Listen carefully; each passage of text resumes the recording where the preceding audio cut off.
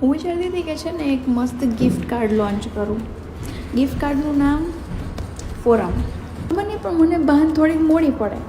સરકારી ટ્યુબલાઇટ બે મિનિટ થોડાક 2 અઠવાડિયા પછી મને લાઇટ થાય કે ઓહ 2 અઠવાડિયા પહેલાં આણે મને આવું કીધું તો એ મારા આવું સારું નહોતું કહેતો, એ તો મને યુઝ કર્યું.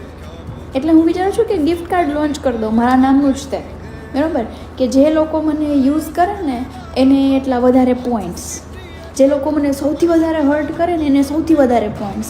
અને એમાંય આપણે પછી પેલા રેગ્યુલર કસ્ટમર ને પેલું રોયાલ્ટી આ તે બધું એ બધા પોઈન્ટ્સ ને લોયલ કસ્ટમર ને એવું બધું રાખશું આપણે બધું. અને હક નથી ભાઈ. જ્યારે મેં ચોટલો વાળો હતો ને પછી એનો મેં અંબુડો કરી નાખ્યો. That's fancy. એ પોઈન્ટ નથી. પોઈન્ટ એ છે કે લોકો મને યુઝ કરીને જતા રહે. મને આટલા બધા લેસન્સ નહીં જોતા યાર જિંદગીમાં. બહુ મેં ભણી લીધું. બેચલર્સ ને માસ્ટર્સ ને અહીંયા આવીને તે ભણી આટલું ભણવાનું મને ક્યાંય જિંદગીમાં કામ કેમ નથી આવતું? નથી તો હું ભણીને નથી તો મારી નોકરી લાગતી, નથી તો મને જિંદગીમાં એ કાંઈ કામ આવતું.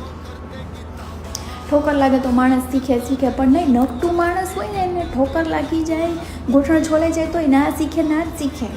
વાંક મારો જ છે. ના હું વાંક મારો જ છે. દર વખતે લોકો છે ને મારો લાભ લઈ જાય છે. જ્યારે મને રિયલાઇઝ થાય ને ત્યારે મને પછી લેટ રિયલાઇઝ થાય છે બધું. મેન્ટોસ ખાવાનું ચાલુ. શું બોલું છું હું? જે હોય તે. પણ અહીંયા મારું કાર્ડ લોન્ચ કરવું તો છે મારે. જે લોકો સૌથી વધારે કરો તમે તારે કરો. મારે તો ક્યાં મેન્ટલ પીસને તો મેં માળે જ મૂકી છે, ગીરવી રાખી છે. ઘર જાઓ ઇન્ડિયા.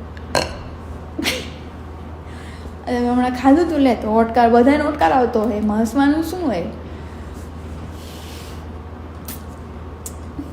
પણ યાર દર વખતે આવું જ થઈ જાય. બધા મને છે ને યુઝ કરીને જતા રહે.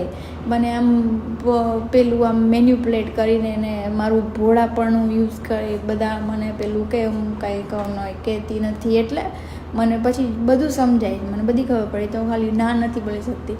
હું જિંદગીમાં ખાલી ના બોલતા શીખી જાઉં ને તો બધું આવી ગયું એમાં. મારે બીજી કંઈ સ્કિલ્સની જરૂર નથી. ના